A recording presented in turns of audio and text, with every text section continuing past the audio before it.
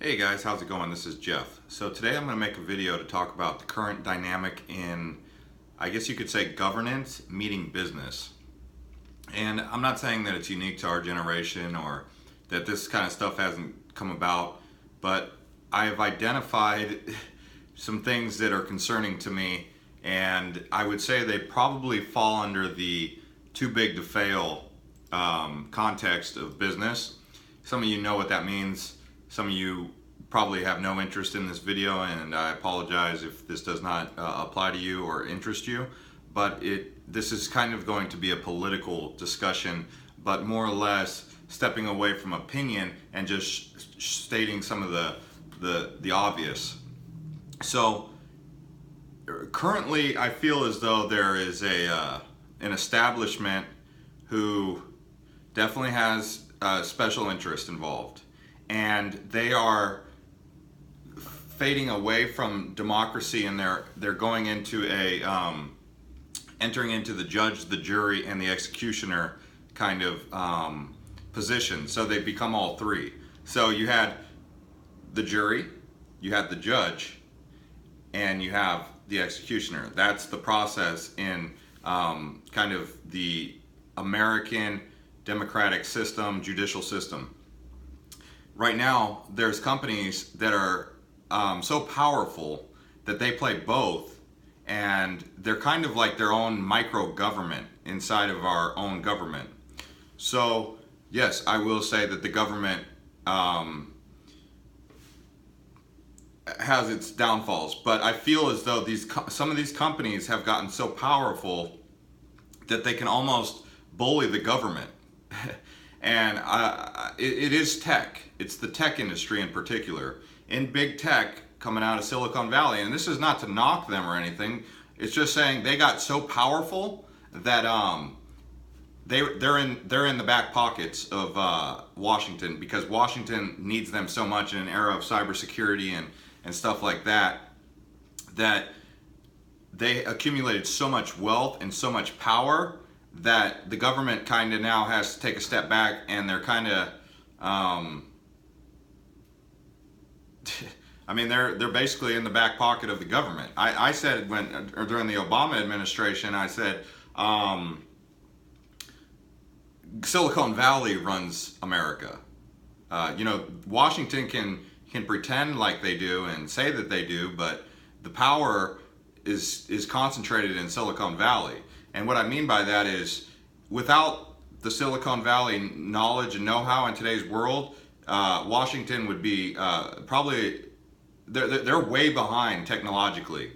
I mean, yeah, they created a lot of these softwares and hardwares, but once a company got to so much, once a company got so big, they were able to hire all the talent and fund themselves to then pass up Washington and the development of NASA, for example, got taken over by SpaceX. And I'm not saying that SpaceX is doing better than NASA, which under the Trump administration got some more funding. NASA is now back, but under Obama's administration, he did away with NASA and they tried to go private sector space. I know it sounds like I'm kind of bouncing around here, but I'm painting a really broad picture so you understand where my concerns are. So these companies got so big that they became their own government systems, these corporations, where there's economies that exist on these platforms. I'm not going to say any names, but if you need to know who it is, just go look at the top companies in Silicon Valley. There's a list of the top 5, and I don't even need to say the names. Yeah, I actually don't say the names because I am concerned that if I do say the names, I mean, that's where it's at. They kind of are, they're policing so heavily that even if you say their names, they want to know. That's censorship, right? And they've taken over they've taken over a lot of what's going on. And part of what I admire about Trump, I agree why people think he's crude, he's egotistical and stuff like that. One of the things that I do admire about him is how he has, if there was, during the whole time of the last administration, when I was watching all this take place, how I was like, wow, Silicon Valley is running the world, and they're not operating under the same jurisdiction as the way that we're supposed to be doing it under the Washington government. And a guy like Trump comes along, and to me, he's kind of like our last option to save us from this, like, basically worldwide dictatorship. But it's funny because he's being labeled the dictator. The one guy who's coming in to, like, take a stand for the people is being called the dictator by the people who want the dictatorship. What I mean by that is the censorship runs deep. Go try and build a business on any of those Silicon Valley platforms and watch. At any given time, they can pull the rug out from underneath you, and it's their rules. So you're building a business online, right? Which is different than brick and mortar, which is where most of the economy is going, is online. But the brick and mortar people who work in the online sector, they are always looking over their back, because at any given time, one of these big companies that they're working on their platform will come along and rip the rug out from underneath them potentially.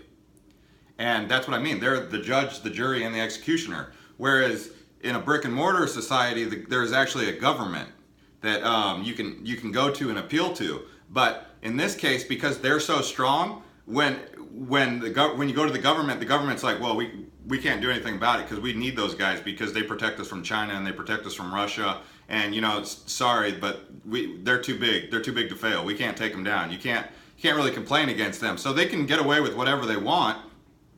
You, the little person, you're going up. You're trying to turn to your advocate, the government, but the government's like, whoa.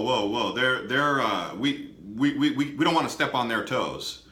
Scary, right? You get the dynamic now, and that's why when a guy like Trump comes in there and he's like, he's trying to take the power back. He's like, whoa, let me reel in some of this power and this corruption that's really taking place, quote unquote, drain the swamp. A lot of people don't see it from the big picture. They just look at Trump and they say, wow, he's a real brash guy. He's cocky. He's a multi-billionaire.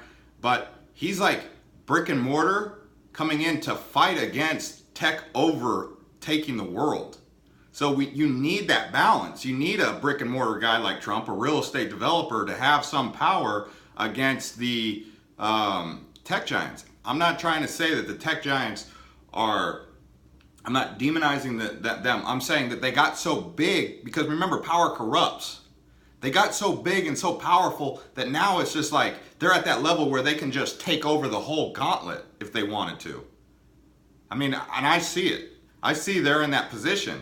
And that's one of the things, antitrust laws, that's why antitrust laws are there. If you don't know what an antitrust law, it's basically no one company can monopolize. Remember in the 90s, Bill Gates came under pressure and he needed to help Apple get back in the game because at the time Microsoft was taking over everything and there was no competition. They had crushed Apple, they crushed Dell, Hewlett Packard, all that. And Bill Gates actually had to go out and donate or give a loan to Apple to get them back in the game so that he was not in violation of antitrust. But this is a case in point where it got so that where the tech industry was taking over a certain sector. But now fast forward 20 years and we're a lot farther along, and there's some companies, if you just look at the top 5, you know who I'm talking about. Yeah, they're there. And man, they are the judge, the jury, and the executioner. And that's the concern that I have is if you're building a business on this new generation platform, if they say that they're just going to erase you or take you off, who do you turn to? It's your livelihood. It's your business. You're just following the growth, and it is tumultuous. And they'll say people are going to make mistakes. Yeah, because. But are they the only ones who can make mistakes, and the rest of us are, just the little guys? We can't make mistakes. I don't know, guys. Let me know what you think. Thanks.